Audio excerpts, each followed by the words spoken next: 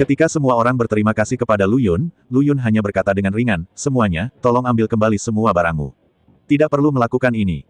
Namun, saat Lu Yun mengatakan ini, semua orang menggelengkan kepala. Kali ini, dia membantu orang-orang di sini memecahkan masalah besar. Bagaimana mungkin kita tidak mempercayainya? Bagaimana mungkin kamu tidak berterima kasih padanya? Mereka merasa hadiah sepele ini tidak ada artinya, bahkan sedikit lusuh. Oleh karena itu, mereka ingin Lu Yun menerimanya apapun yang terjadi. Tapi Lu Yun juga sangat keras kepala. Selain itu, mereka memang tidak bisa memakan makanan dan minuman tersebut, apalagi makanan seperti gerbil. Bagi penduduk asli di sini, ini adalah makanan terbaik, tapi Yunlong dan yang lainnya benar-benar tidak tahan. Selain itu, meski mereka ingin makan, membawa makanan sebanyak itu menjadi beban.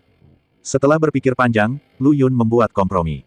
Dia berkata kepada orang-orang pasir ini, semuanya, jika Anda tidak memberi saya barang-barang ini, jika Anda benar-benar ingin berterima kasih kepada saya, sebaiknya Anda melakukan sesuatu untuk saya. Orang-orang ini saling memandang, bertanya-tanya tentang apa yang dikatakan Lu Yun. Tapi penjaga gerbang berbicara lebih dulu, katakan saja. Sekarang sikapnya terhadap Lu Yun telah banyak berubah. Karena dialah yang paling menolak kedatangan Lu Yun sebelumnya, tapi sekarang dialah yang paling berterima kasih kepada mereka. Kata-kata Lu Yun tentu saja tidak bisa ditolaknya. Lu Yun mengangguk dan berkata, saya ingin pergi ke 9 Belanda. Saya tahu pintu masuknya ada di sini. Jika Anda bersedia, bantu saya memimpin jalannya. Setelah semua orang mendengar ini, mereka langsung saling memandang. 9 meter neraka, apa yang kamu lakukan di tempatmu?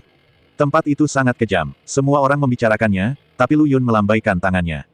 Mengikuti aksinya, kerumunan yang ribut itu langsung terdiam, menunggu dia melanjutkan. Lu Yun lalu berkata, ada kutukan padaku. Cara untuk mematahkan kutukan ini adalah dengan pergi ke negeri 9 Netherworld dan mencari ramuan yang hanya tersedia di kota 9 Netherworld. Kalau tidak, hal itu perlahan-lahan akan mengambil alih pikiranku. Lu Yun adalah dermawan bagi orang-orang ini. Begitu Lu Yun mengatakan bahwa dia dalam masalah seperti itu, kerumunan itu langsung tertawa. Saat ini, penjaga gerbang berkata, ayo pergi bersama. Saya pernah ke tempat itu ketika saya melarikan diri. Tetapi saat itu saya hanya sampai di pintu masuk gua dan belum masuk. Terdapat tanda larangan masuk di pintu masuk 9 Belanda. Orang-orang di tempatnya sebenarnya tidak memiliki tulisan. Seharusnya keempat karakter ini diperkenalkan dari dunia luar. Tulisan-tulisan ini konon sudah ada sejak ratusan ribu tahun yang lalu. Tempat itu adalah area terlarang, dan tidak ada seorang pun atau makhluk hidup yang boleh melewatinya. Selama Anda masuk ke dalam lubang, sekali Anda tersedot, Anda tidak akan pernah bisa melarikan diri, dan Anda akan dipenjara di sana. Saat dia kabur ke sana, dia hanya tidur di luar pintu masuk gua dan tidak masuk ke pintu masuk gua Jeoyu. Orang-orang di sini tidak tahu kata lain, tetapi keempat kata ini terukir dalam gen mereka dan bahkan hewan di sini. Malam itu, ketika dia sedang bersandar di tepi gua, dia mendengar semburan hantu dan serigala yang melolong datang dari dalam gua. Dia juga kaget saat itu. Meski penasaran, dia tidak berani melihat ke dalam, jadi dia begadang semalaman seperti ini. Karena saat itu usianya masih tergolong muda dan hatinya relatif rapuh sehingga membuatnya sedikit takut. Sehingga tempat itu menjadi bayangan psikologisnya, dan hingga saat ini ia belum pernah berkunjung ke Jeoyu Land lagi. Tapi sekarang Lu Yun dan yang lainnya mengatakan mereka akan pergi ke sini, tentu saja dia memutuskan untuk memimpin. Lu Yun tersenyum dan berkata, baiklah, kalau begitu kamu dapat mengambil semuanya kembali. Setelah kita pergi ke negeri Jeoyu, kamu dapat kembali. Dengan masyarakat adat yang memimpin, mereka tidak perlu membuang waktu lagi. Hal lainnya adalah ada batasan waktu datang dan pergi ke sini. Meski tidak ada masalah yang disebabkan oleh monster gurun, perbedaan suhu yang ekstrim antara siang dan malam juga berakibat fatal. Dan orang-orang yang tinggal di pedalaman gurun ini memiliki peta kehidupan yang terukir dalam gen mereka. Dengan mengingat peta kehidupan ini, mereka dapat menemukan tempat-tempat seperti tempat berlindung yang aman. Namun melihat Lu Yun dan yang lainnya tidak berniat meminta apapun, penjaga gerbang memikirkannya dan mengambil sebagian dari tangan mereka yang membawa garam. Lu Yun awalnya berencana untuk menolak, tetapi penjaga gerbang memberitahunya bahwa makanan yang mereka bawa mungkin tidak cukup, dan mereka hanya bisa pergi ke sana dengan berjalan kaki. Kecepatan ini sangat lambat, dan akan memakan waktu sekitar 10 hari. Selama periode ini, mereka perlu mengisi kembali air dan mencari makanan. Ini akan membuang-buang waktu lagi. Untungnya, air dan makanan dapat ditemukan. Tapi masalahnya, dia sudah tahu tentang Lu Yun dan yang lainnya makan daging ular kemarin.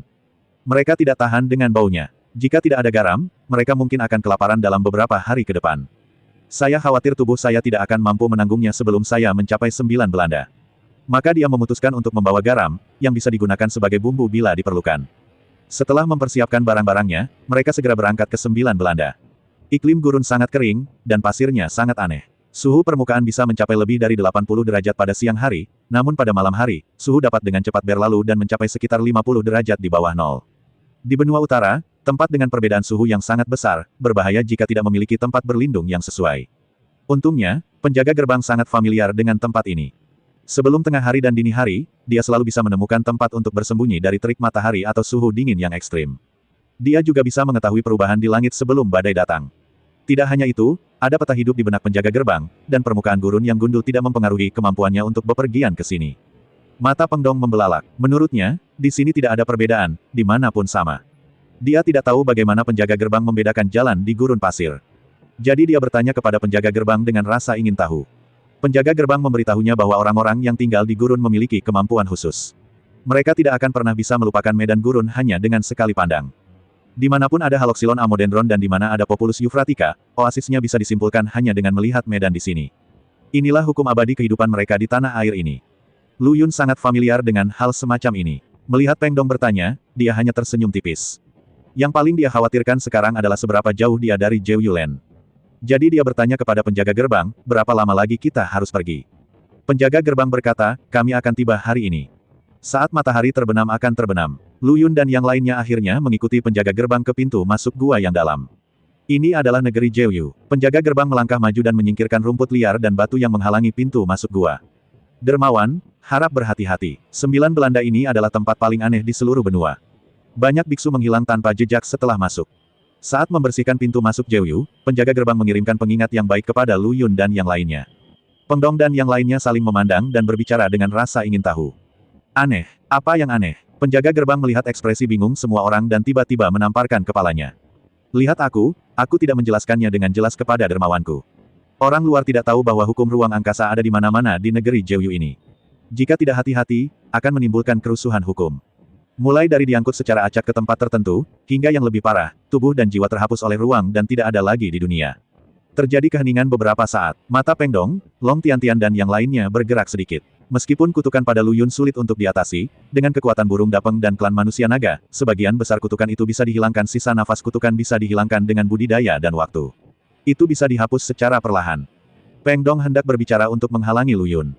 Suara Lu Yun terdengar lebih dulu. Tunggu saja aku di sini. Cukup bagiku untuk memasuki 9 Belanda ini sendirian. Kamu bisa tinggal di sini. Lu Yun juga memahami di dalam hatinya bahwa di 9 Belanda, hanya ada sedikit jalan keluar dari kematian, dan dialah satu-satunya yang perlu menghilangkan kutukan itu. Meski kutukan itu bisa dihilangkan secara perlahan oleh diri sendiri, namun tetap membutuhkan waktu. Saya bisa menunggu, tapi saudara perempuan saya dan dunia atas tidak bisa menunggu. Dunia atas telah mencapai apa yang disebut zaman akhir Dharma dan akan runtuh. Saya tidak punya waktu untuk perlahan-lahan menghapus kutukan di tubuh saya. Terlebih lagi, dia berada di alam abadi emas Daluo, dan dia masih memiliki kemampuan untuk melindungi dirinya sendiri saat memasuki 9 Belanda. Ini adalah cara terbaik saat ini. Lu Yun mengetukkan jari kakinya, tubuhnya seperti angin, dan tanpa menunggu reaksi siapapun, dia melangkah ke dalam gua dan melarang pintu masuk gua untuk mencegah orang lain mengambil risiko untuknya. Dalam sekejap, pemandangan di depannya terbuka seperti gulungan, tapi itu benar-benar berbeda dari pemandangan manapun di dunia luar. Gua itu tidak lagi gelap dan tanpa cahaya, tetapi tiba-tiba terbuka, dan sebuah ruang aneh muncul di depan mata kita, tanah 9 Netherworld, sebuah dunianya sendiri. Ini, sungguh pekerjaan yang luar biasa. Lu Yun kagum dalam hatinya, tapi wajahnya tetap tenang, dan matanya bersinar karena rasa ingin tahu tentang hal yang tidak diketahui dan keinginan untuk menjelajah. Lu Yun perlahan melihat sekeliling dan melihat bahwa gua itu adalah ruang mandiri dengan kubah yang menggantung tinggi, seperti bintang paling terang di langit malam yang memancarkan sedikit cahaya. Di sekelilingnya, ada bunga dan rerumputan aneh di mana-mana, memancarkan fluoresensi samar, ada yang seperti api dan darah, ada yang seperti biru es, dan yang lebih parah lagi, ada bisikan samar di antara bunga-bunga itu, seolah-olah bisa melihat ke dalam hati orang. Lu Yun berjongkok dengan lembut dan menyentuh bunga yang tampak biasa tetapi memancarkan sedikit kehangatan dengan jari-jarinya. Bunga itu benar-benar berayun dengan lembut seolah-olah sebagai respons, dan gumpalan cahaya lembut terlihat di antara kelopaknya, yang hangat dan damai. Selagi aku memikirkannya, angin sepoi-sepoi bertiup, membawa serta nyanyian yang rendah dan panjang, seperti panggilan dari zaman kuno, tetapi juga seperti bisikan jauh di dalam jiwa. Lu Yun melihat ke arah suara itu. Tak jauh dari situ, ia melihat seorang lelaki tua berjubah sederhana duduk di atas batu biru besar. Mata lelaki tua itu tertutup rapat, dan sosoknya transparan, seperti jiwa. Dia sedang bermain dengan liontin giok yang memancarkan kilau samar. Lu Yun mendekat perlahan, berusaha untuk tidak membuat suara apapun, tetapi lelaki tua itu sepertinya menyadari kedatangannya. Dia perlahan membuka matanya, menatap langsung ke arah Lu Yun, dengan senyum cerah di bibirnya. Anak muda, karena kamu di sini, kenapa kamu tidak duduk dan mendengarkan aku menceritakan kisah 9 Belanda ini? Lu Yun terkejut, tapi wajahnya tetap tenang. Dia menangkupkan tinjunya dan memberi hormat dengan nada yang tulus, Junior Lu Yun, terima kasih senior atas nasihatmu.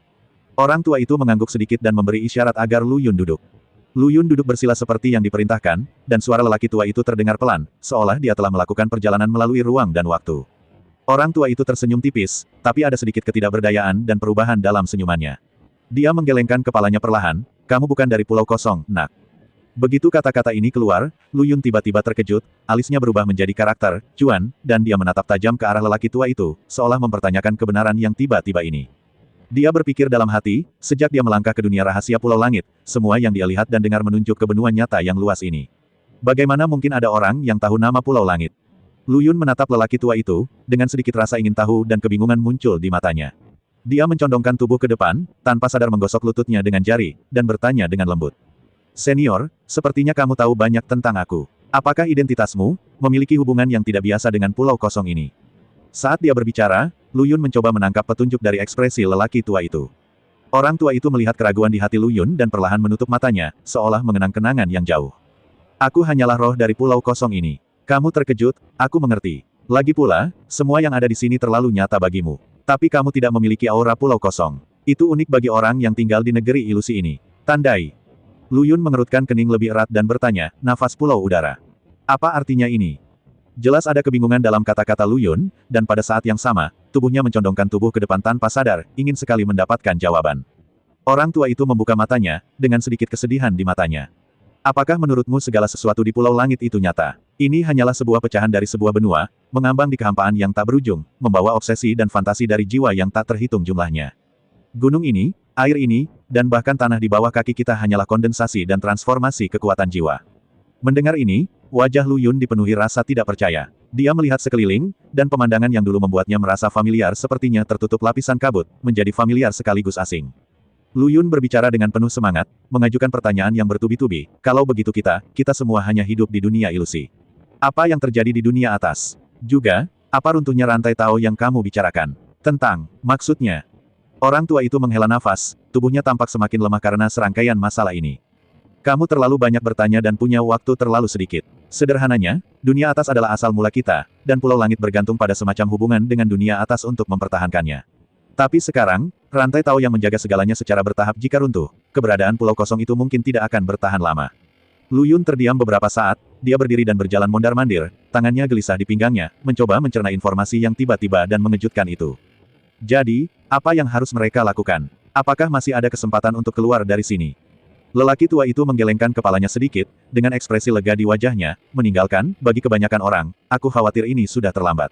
Tapi kamu berbeda, kamu datang dari dunia luar, dan kamu mungkin masih mempunyai peluang untuk bertahan hidup. Bagaimanapun, mereka juga diubah oleh obsesi jiwa mereka. Lu Yun tercengang. Semuanya diubah oleh jiwa. Apakah ini maksudnya? Lalu Peng Dong, Long Tiantian dan yang lainnya. Lu Yun tertegun di tempat, setiap kata dari lelaki tua itu seperti palu yang berat, menghantam hatinya. Dia berusaha keras untuk mengambil sesuatu, tetapi ternyata pikirannya hancur berkeping-keping oleh kebenaran yang tiba-tiba ini. Dia menundukkan kepalanya perlahan, matanya tertuju pada tinjunya yang terkepal, kukunya hampir menancap di telapak tangannya, tapi dia tidak merasakan sakit. Bahu Lu Yun sedikit gemetar, dan perasaan tidak berdaya yang tak terlukiskan menyelimuti seluruh tubuhnya. Adegan pertarungan berdampingan dengan Peng Dong terlintas di benaknya. Persaudaraan berbagi hidup dan mati tampak sangat berat saat ini. Orang tua itu melihat ke punggung Lu Yun, dan suasana tertekan hampir membuat udara menjadi padat. Dia menghela nafas pelan, berjalan maju perlahan, dan menepuk bahu Lu Yun, nadanya lembut dan penuh simpati. "Nak, aku tahu ini merupakan pukulan besar bagimu. Tapi ingat, dimanapun kamu berada, emosi itu nyata. Pertemuan dan perkenalanmu dengan emosi itu semua merupakan pengaturan takdir yang cerdik." Lu Yun mengangkat kepalanya, kebingungan dan perjuangan terlihat di matanya, dan bertanya dengan suara serak, jika hari runtuhnya jalan benar-benar tiba, apa yang akan terjadi pada Kong Dao? Apa yang akan terjadi pada mereka? Apa yang akan terjadi pada mereka? Wajah lelaki tua itu setenang air, namun nadanya menunjukkan rasa tidak berdaya.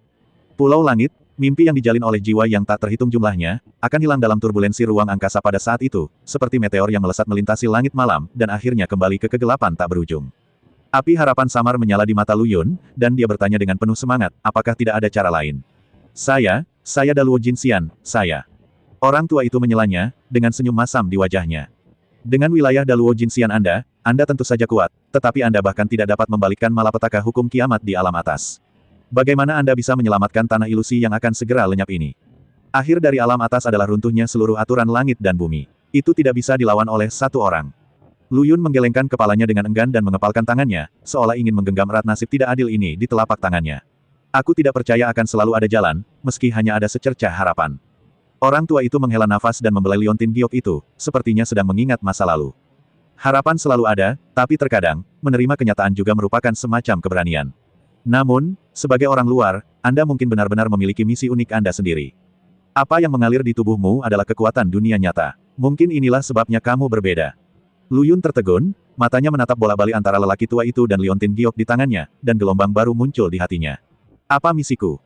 Nafas Lu Yun menjadi cepat, dia mengepalkan tinjunya, dan matanya bersinar karena kecemasan dan kegelisahan.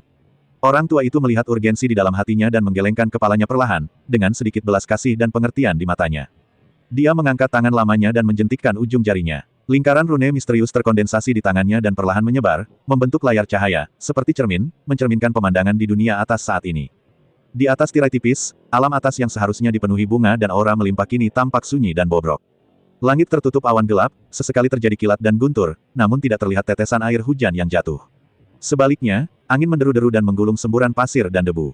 Di daratan, sungai-sungai telah mengering, hutan-hutan telah layu, dan pegunungan yang tadinya subur kini menjadi bebatuan, kehilangan vitalitasnya semula. Garis besar kota tampak menjulang di tengah badai pasir, tampak sangat sepi dan tak berdaya. Ketika Lu Yun melihat pemandangan ini, ekspresinya tiba-tiba berubah, dan cahaya luar biasa muncul di matanya. Apakah bencana akhir hukum sudah dimulai? Ada getaran tak terkendali dalam suaranya. Orang tua itu mengangguk, wajahnya tenang tetapi tidak bisa menyembunyikan sedikit pun kesedihan. Tentu saja, aura dunia atas dengan cepat menghilang, semuanya layu, persediaan makanan terbatas, monster tidak terkendali, dan bencana sering terjadi.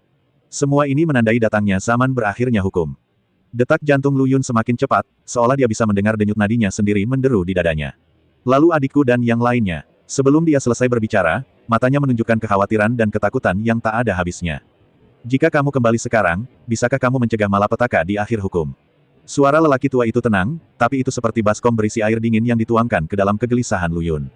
Lu Yun tertegun, lalu berkata dengan tegas, apapun yang terjadi, aku akan melindungi saudara perempuanku, bahkan jika itu berarti melawan bencana akhir hukum. Ketika lelaki tua itu mendengar ini, sedikit kelegaan muncul di matanya, dan senyuman lembut muncul di sudut mulutnya. Aku memang benar tentangmu. Kamu memiliki hati yang keras dan menghargai cinta dan keadilan. Karena itu, lelaki tua itu berjalan perlahan ke arah Lu Yun dan dengan lembut menepuk bahunya. Tenang dulu dan dengarkan aku. Meskipun situasi di alam atas sangat kritis, ini bukannya tanpa perbaikan. Lu Yun menarik napas dalam-dalam dan mencoba yang terbaik untuk menenangkan emosinya. Dia menatap lelaki tua itu, matanya bersinar dengan tekad yang tidak bisa diabaikan. Senior, karena kamu mengatakan bahwa dunia atas telah mencapai akhir, setidaknya katakan padaku, apakah ada cara untuk menyelamatkan keluargaku? Aku tidak bisa hanya melihat mereka menderita. Orang tua itu tersenyum tipis, dan kerutan di wajahnya sepertinya mengandung kebijaksanaan selama bertahun-tahun. Anak muda, jangan cemas. Orang tua itu berkata bahwa dia tidak bisa menyelamatkan dunia atas, dan dia tidak mempermainkanmu. Bencana di dunia atas disebabkan oleh aturan langit dan bumi, dan adalah di luar kemampuan manusia untuk mengubah nasib melawan kehendak surga. Namun, keluargamu adalah milik orang lain. Ketika Lu Yun mendengar ini, perasaan hatinya semakin menegang, dan dia bertanya dengan penuh semangat, lalu, apa yang bisa kita lakukan? Senior, tolong beritahu saya secara langsung. Orang tua itu berdiri perlahan, berjalan menuju Lu Yun dengan langkah terhuyung-huyung, mengulurkan jari-jarinya yang kering, dan dengan lembut menyentuh liontin batu roh kudus di dada Lu Yun. Batu roh kudus ini adalah kuncinya. Kutukan padamu ada bersamamu dan juga terhubung dengan mereka. Jika kamu tidak mematahkan kutukanmu terlebih dahulu, bagaimana kami bisa menyelamatkan mereka? Lu Yun tiba-tiba menyadari, matanya mengikuti gerakan lelaki tua itu, dengan gugup dan penuh harap. Senior, apakah kamu punya cara untuk menghilangkan kutukanku? Orang tua itu mengangguk, cahaya lembut bersinar di matanya. Meskipun aku tidak bisa membalikkan keadaan di dunia atas, aku masih bisa menyelamatkanmu dari kemalangan pribadimu. Bersikaplah optimis saja. Saat lelaki tua itu selesai berbicara, dia melafalkan mantra dalam hati, dan perlahan membuka tangannya, dikelilingi oleh lingkaran cahaya biru muda. Cahaya itu tampak hidup, perlahan melayang menuju batu roh kudus di dada Lu Yun. Batu itu mulai bergetar sedikit, mengeluarkan cahaya putih samar. Kekuatan hangat menyebar dari dada Lu Yun, seolah-olah ada tangan tak kasat mata yang dengan lembut membelai jiwanya. Lu Yun memejamkan mata, berkonsentrasi, dan bekerja sama dengan bimbingan lelaki tua itu untuk mengeluarkan kekuatan terkutuk dari tubuhnya sedikit demi sedikit. Keluar, suara lelaki tua itu rendah dan kuat. Gumpalan kabut ungu yang tampak nyata dan ilusi meluap dari hati Lu Yun dan melayang menuju batu roh kudus. Seiring berjalannya waktu, butiran keringat muncul di dahi Lu Yun, namun dia mengertakkan gigi dan bertahan sampai dia merasakan udara dingin yang telah lama menempel di tubuhnya ditarik keluar sedikit demi sedikit, dan akhirnya dikumpulkan ke dalam batu roh kudus. Dengan jentikan jari lelaki tua itu, kekuatan kutukan di batu roh kudus sepertinya diaktifkan dan terjadi kerusuhan secara instan. Namun, di bawah kendali tepat lelaki tua itu, kekuatan ini diarahkan ke inti batu, dikompresi, dan kental. Dengan selesainya mantra terakhir, batu roh kudus bersinar terang, lalu secara bertahap menyatu, berubah menjadi manik selembut batu giok, tergantung di antara keduanya. Lu Yun memegang manik pemurnian yang hangat, wajahnya penuh kejutan pada awalnya, dan kemudian penuh keraguan. Dia melihat ke atas dan ke bawah pada manik di tangannya. Permukaan bundar itu memiliki kilau samar dan sepertinya mengandung rahasia yang tak ada habisnya. Senior, manik ini, apa sebenarnya itu? Aku merasa kutukan di tubuhku benar-benar hilang. Orang tua itu memandang Lu Yun, dengan perasaan lega dan rumit di matanya. Nak, manik ini disebut, Mutiara Langit. Aku menggunakan cara luar angkasa dan kekuatan asli Kongdao untuk menyempurnakan kutukanmu dengan batu roh kudus. Bisa dikatakan sebagai salah satu ciptaan paling ajaib di Kongdao. 1. Ketika Lu Yun mendengar ini, jejak ketidakpercayaan muncul di matanya. Dia dengan lembut menggoyangkan manik-manik di tangannya, seolah memastikan bahwa ini bukanlah mimpi. Mutiara Langit, lalu apa yang bisa dilakukannya? Orang tua itu terbatuk ringan dan perlahan menjelaskan, Mutiara Langit ini dapat mengubah benda nyata menjadi ilusi, dan membentuk dunia kecil di dalamnya. Jika kamu memasukkan orang-orang yang kamu sayangi, mereka akan tetap aman dan sehat meskipun dunia luar sedang bergejolak. Tapi ingat, ruang di dalam manik ini akan menjadi kenyataan bagi mereka, tapi bagi dunia luar, itu hanyalah sebuah ilusi. Ketika Lu Yun mendengar ini, hatinya gelisah, dan dia memegang erat manik pemurnian. Senior, jadi menurutmu, dengan manik ini, kamu bisa menjaga saudara perempuanku dan yang lainnya tetap aman. Orang tua itu mengangguk, dengan sedikit kelelahan yang tidak terlihat di matanya. Ya, dengan manik ini di tangan, kamu tidak perlu lagi khawatir akan musibah berakhirnya hukum yang merugikan mereka. Tapi, nada suara lelaki tua itu tiba-tiba menjadi serius. Lu Yun dengan tajam menangkap keraguan lelaki tua itu. Dia mengangkat kepalanya, dengan rasa terima kasih dan kewaspadaan di matanya. Senior, apakah kamu mengalami kesulitan? Jika kamu membantuku seperti ini, kamu pasti memiliki sesuatu untuk diminta, jadi sebaiknya beritahu aku saja. Orang tua itu tersenyum pahit, wajahnya penuh perubahan hidup dan cerita. Anakku, kamu memang pintar. Ya, aku membantumu, dan kamu memiliki sesuatu untuk diminta. Meskipun mutiara langit ini bagus, setelah diterima, itu setara dengan memasuki alam ilusi. Bagi mereka yang belum mencapai tingkat budidaya di atas alam leluhur, begitu objek ilusi lolos dari mutiara langit dan memasuki dunia nyata, ia akan menghilang dalam sekejap seperti titik embun matahari pagi. Lu Yun mengerutkan kening setelah mendengar ini. Ini adalah harapan sekaligus masalah. Kalau begitu, senior, apakah tidak ada jalan lain? Orang tua itu menggelengkan kepalanya dengan ekspresi serius. Tentu saja ada jalan, tapi Anda harus menemukannya sendiri, menemukan cara untuk mendobrak batasan antara kenyataan dan kenyataan, atau menemukan orang kuat di alam leluhur. Atau, kamu sendiri bisa menjadi orang kuat di alam leluhur. Hanya dengan cara ini Anda dapat benar-benar membawa mereka keluar dari negeri khayalan ini dan kembali ke dunia nyata. Lu Yun terdiam beberapa saat, lalu mengangguk tegas. Senior, selama masih ada secercah harapan, aku akan berusaha. Demi adik-adikku, aku rela melakukan perjalanan hingga ke ujung dunia, meski di depannya ada gunung pedang dan lautan api. Petik 2. Orang tua itu tersenyum bahagia. Anak baik, jika kamu memiliki tekad ini, aku yakin kamu akan mampu melakukannya. Lu Yun menarik napas dalam-dalam dan dengan hati-hati menyingkirkan manik-manik pemurnian. Perasaan berat itu membuatnya merasa lebih nyaman dari sebelumnya. Senior, aku tidak akan mengecewakanmu. Tolong beritahu aku bagaimana cara keluar dari pulau kosong itu. Cahaya rumit muncul di mata lelaki tua itu. Dia perlahan mengangkat tangannya dan dengan lembut membelai janggutnya yang berbintik-bintik, seolah dia sedang memilah pikirannya dan beban berat yang akan dia ungkapkan. Anakku, sebelum kamu melangkah keluar dari pulau kosong ini dan memasuki dunia budidaya yang luas, aku mempunyai sebuah permintaan. Aku harap kamu dapat mengingatnya. Pidato lelaki tua itu tidak cepat, tetapi ada nada memohon dalam nadanya. Ketika Lu Yun mendengar ini, dia tidak bisa menahan gemetar. Dia menatap lelaki tua itu dengan mata terbakar, dan ada kebingungan di matanya. Senior, tolong beritahu saya, selama saya, Lu Yun, bisa melakukannya, saya tidak akan pernah menolak. Lelaki tua itu tersenyum tipis, dan ada kelegaan sekaligus sedikit kepahitan dalam senyumannya. Anak baik, yang saya ingin Anda setujui adalah hal besar yang mungkin mengharuskan Anda mengejarnya sepanjang hidup Anda. Ketika suatu hari kamu mencapai alam leluhur legendaris, atau cukup beruntung mendapatkan bantuan dari orang kuat di alam leluhur, dan berhasil menyelamatkan adikmu. Saya harap Anda dapat kembali dan membalikkan keadaan pulau kosong ini dan mengembalikannya ke negeri peri. Ketika Lu Yun mendengar ini, alisnya berkerut. Dia membuka mulutnya sedikit, seolah ingin mengatakan sesuatu, tapi terdiam sesaat. Tanah abadi, apa ini? Saya masih bisa memahami alam leluhur, alam budidaya, tetapi tanah abadi terdengar seperti tempat tertentu. Ketika lelaki tua itu melihat ini, dia terkekeh. Haha, tanah abadi secara alami asing bagimu. Singkatnya, tanah abadi mengacu pada tempat suci di mana energi spiritual kaya dan tempat tinggal makhluk abadi. Pulau Langit pernah menjadi tempat seperti itu. Tapi dahulu kala, perubahan besar menyebabkan pulau itu jatuh dari negeri peri, kehilangan energi spiritualnya, dan menjadi seperti sekarang. Pada titik ini, mata lelaki tua itu menjadi dalam, seolah-olah melihat melalui tirai waktu pada sejarah yang berdebu itu. Sky Island dulunya adalah negeri dongeng yang dirindukan banyak biksu, namun kini telah menjadi penjara tempat jiwa-jiwa mengembara. Jika dapat dikembalikan ke tampilan aslinya, tidak hanya akan memberikan kelegaan bagi jiwa-jiwa di sini, tetapi juga berkontribusi pada kesejahteraan, keseimbangan dunia ini. Lu Yun mendengarkan dengan penuh perhatian, dan matanya perlahan menjadi tegas. Senior, saya mengerti. Betapapun sulitnya, saya bersedia mencobanya. Orang tua itu menepuk bahu Lu Yun dan berkata dengan tulus. Alam leluhur memang tidak mudah, tetapi Anda memiliki kultivasi Daluo Jinxian dan Mutiara Langit. Siapa yang bisa memastikan jalan masa depan? Ingat, keyakinan lebih penting daripada apapun dalam perjalanan kultivasi. Lu Yun mengangguk penuh semangat. Dia melihat ke langit, di mana awan bergulung dan bersantai, sepertinya menceritakan kemungkinan yang tak terbatas.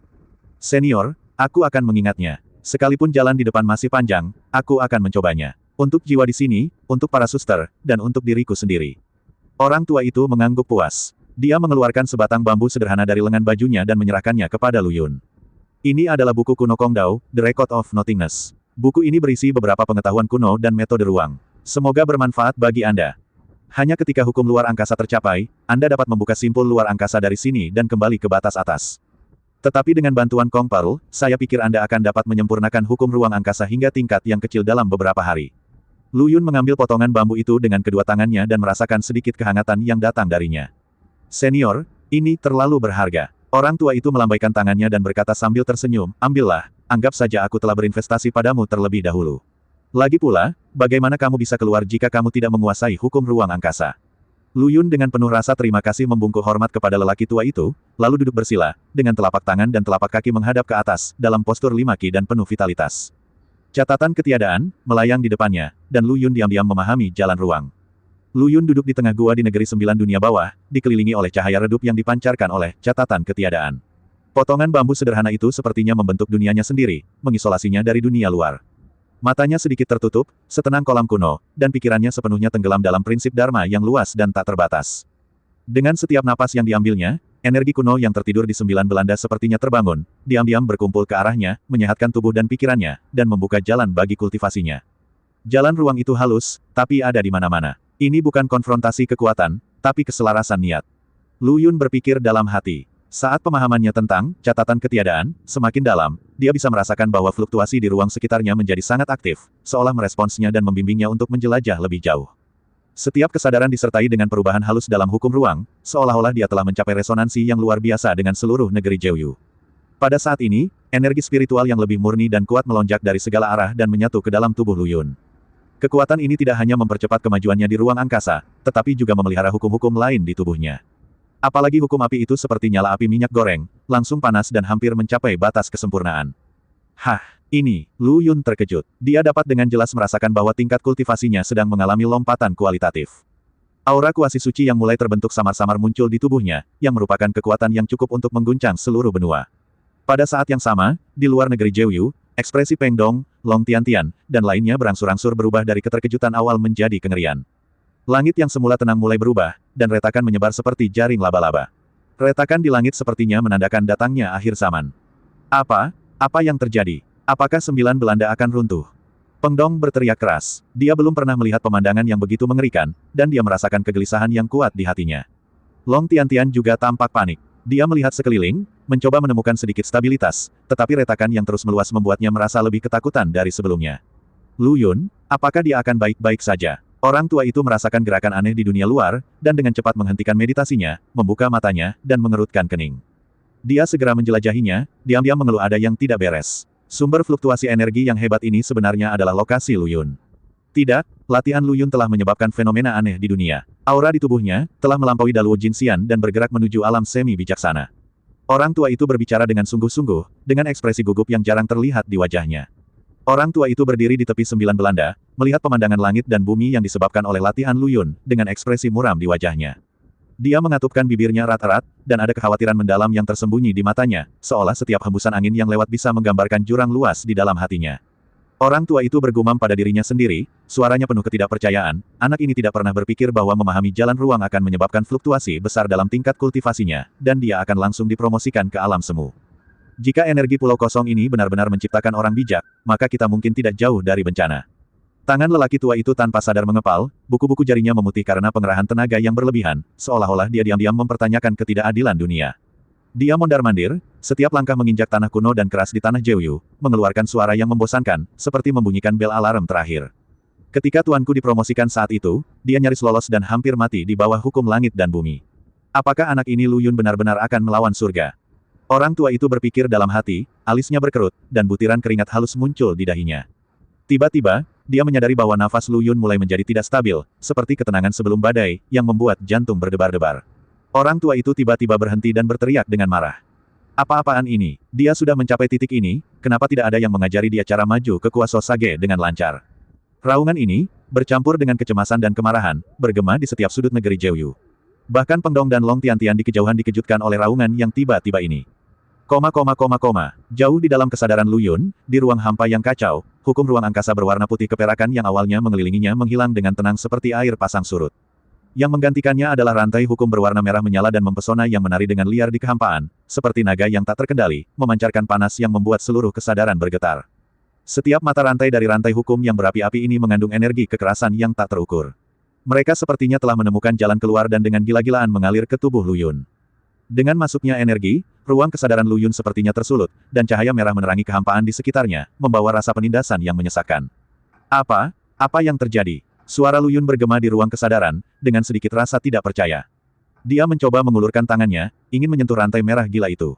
Tapi begitu dia mengulurkan tangannya, api kecil yang tak terhitung jumlahnya melompat keluar dari rantai dan melingkari lengannya. Di bawah kulit, samar-samar pembuluh darah terlihat melebar karena suhu tinggi. Sial, panas sekali. Lu Yun tersentak, tapi rasa sakitnya tidak seberapa dibandingkan dengan energi yang berputar di tubuhnya. Dia segera menyatukan kedua tangannya, seolah-olah dia telah memahami sesuatu yang penting, dan dengan erat menggenggam rantai hukum yang berapi-api, mencoba menghentikan amukannya. Berhenti. Lu Yun mengertakkan gigi, ototnya menegang dan pembuluh darahnya menyembul, seolah dia melawan seluruh dunia. Namun usahanya tampak begitu sia-sia di hadapan energi yang tak ada habisnya, ibarat menuangkan segelas air ke dalam kawah yang terbakar, tak mampu menghentikan letusan magma. Batuk. Lu Yun tiba-tiba terbatuk, dan bekas darah tumpah dari sudut mulutnya, membuat dagunya menjadi merah. Pandangan tajam muncul di matanya, apa ini dan mengapa itu muncul di ruang kesadaranku? Apakah ini perwujudan hukum? Meski rasa sakit di tubuhnya membuatnya hampir sesak napas, mata Lu Yun tetap tegas. Dia mulai mencoba berkomunikasi dengan rantai hukum yang berapi-api, mencoba menekan kekerasannya dengan kemauannya sendiri. Diam dan dengarkan perintahku. Lu Yun menggeram, urat nadi muncul di dahinya. Dia mengerahkan seluruh kekuatan spiritualnya, mencoba membangun sangkar spiritual untuk menjebak rantai hukum yang manik. Seiring berjalannya waktu, dahi Lu Yun dipenuhi keringat dan napasnya menjadi lebih berat.